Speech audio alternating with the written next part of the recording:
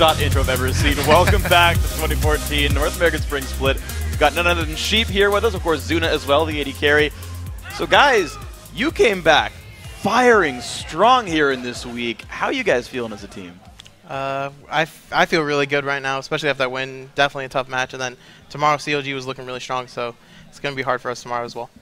So Sheep, where'd you come from? I know you were playing for teams in the Challenger scene, but tell me like how you came up to LCS level. Yeah, basically, sometime last year, I decided to make an account and dedicate myself solely to playing support. I'd already got pretty high elo just playing AD carry, but I like the support role better. And then sometime this year, I spent a lot of time duoing with Don't Mash Me, who's former LCS, and we got top 5, both of us, in Challenger and solo queue.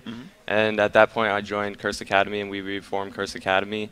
And basically, I got contacted by XDG while we were playing in the NACL, and I didn't expect it at all. Like, I had no idea where it came from. And so they wanted me to come out and play, and I'm from Ontario, so I had to travel, because the flight was booked late, I had to travel about 11 hours, so I'm really jet lagged right now, and I only got here Thursday night, so we had a day of practice, so that's my story, basically. Well, coming into the LCS games, a lot of people were like, oh, you know, this guy's really new. All we really know about him is he likes Thresh a lot. You guys ended up banning out Thresh. Did something change in your pre-LCS planning? Basically, we didn't, like I said, we didn't have that much time to prepare, but we had our picks and bans pretty solidified by the time we came in. I was really nervous coming in here. It's my first time playing on LAN and stuff, so we figured C9 might give us Thresh first pick just as like to disrespect us, because I'm not that comfortable on LAN yet. So I've been practicing other champions I don't really want to say right now for the future, because I want to bring them out later. But yeah, so I was just practicing other champs, and we left it to the last ban just to see if they would ban it, and they didn't. So we're like, you know what?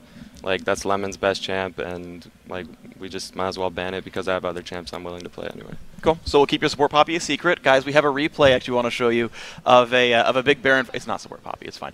But it was a big Baron fight you guys won. Cloud9 starts the fight. You guys basically go in like a 2 versus 5, and it comes out really well for you guys. If you can get that on your screen, I want you to talk me through like how you guys decided to go for this battle here. You want to talk? Yeah, sure.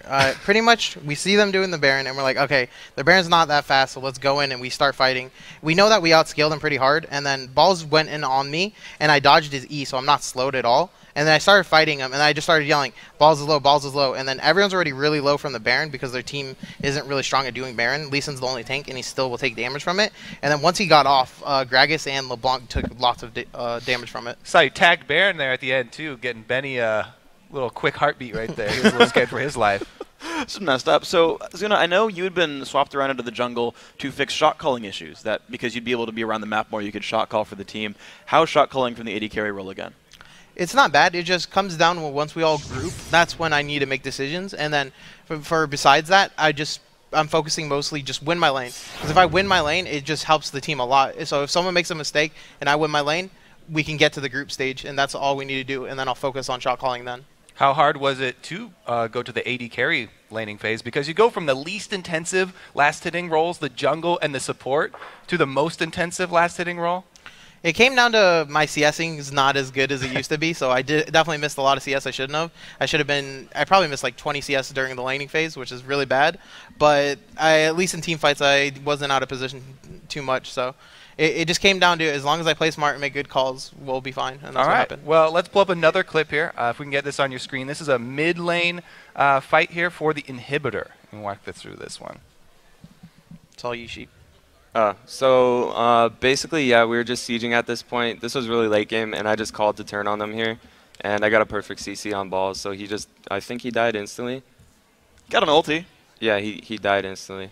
And then you're just like, yeah, whatever, he's gone. So yeah, my ult didn't CC him, but this was basically just a perfect fight for us. Zuna made a really good call to siege mid, and then I just said, yeah, we should turn around right now because there's no way they could fight us because we were ahead at that point, and just worked out really well. So you guys were all actually sharing, like, oh, I have a catch here, we can go for this. You guys all have a voice. Yeah, we all have a voice. I'm actually being pretty vocal, just trying to like bring that aspect to the team too. So everybody has an equal voice though in the team, I feel like right now. That's why some of the fights were also a little sloppy. I mean, we've only had a day of practice, but I think it'll improve definitely.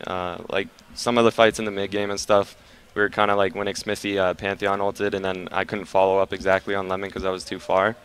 So there's just some communication issues right now, but they'll get fixed in the future, and I really like all the teams, so I'm looking forward to it. And it seems like you guys, on only one day of practice, you already have a duo lane that's beating one of the best duo lanes in North America. You guys beat up these guys. How did that come so easily for you guys? You want to say it? Well, I just think it comes down to when two people actually trust each other and you feel like, hey, I think you're really good, and the other person thinks you're really good, and then you're not afraid to call out your mistakes or your flaws. Like if I make a mistake and he sees me do it, he'll say, hey, you messed up there, and I'll be like, okay, and I'll look at it, and then we'll go through the replay or something and be like, yeah, I did mess up there. I think that's huge for us, that we just like look at our mistakes and we're not afraid to call each other out, because it's just constructive criticism more than actually bashing. Yeah. Well, you guys don't have much time before going up against another very famous bottom lane, Double Lift and Afromoo, tomorrow. How are you guys looking forward to that one? It's the same thing to me, really. I think more than the actual lane you verse, it's just the champion or the champions that they have. There you go.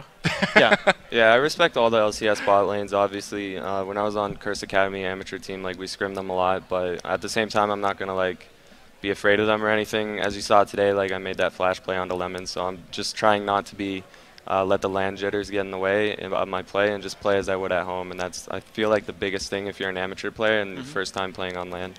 It's the most important thing. Just play like you would at home with 100 less ping and you're good to go. So one last question for you guys. So you come back. We're halfway.